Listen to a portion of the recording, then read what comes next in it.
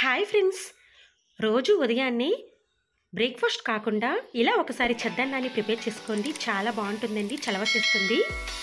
ముందుగా నైటే మనం రైస్ని ప్రిపేర్ చేసుకోవాలండి. ఈ విధంగా నైట్ అన్నాన్ని ఉడికించుకున్న తర్వాత అందులోకి పావు లీటర్ వరకు పాలు, 2 స్పూన్ల వరకు పెరుగుని వేసుకొని అదంతా కూడా రైస్కి బాగా పట్టేలాగా కలుపుకోవాలి.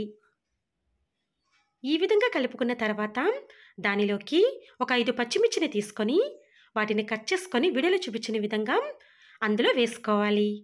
ఈ విధంగా పచ్చిమిర్చిని వేయడం వల్ల పచ్చిమిర్చి ఫ్లేవర్ అనేది వస్తుందండి, చాలా బాగుంటుంది. ఇలా వేసుకున్న తర్వాత దానిపై మూతను పెట్టుకొని ఉదయం వరకు కూడా పక్కన పెట్టుకోవాలి.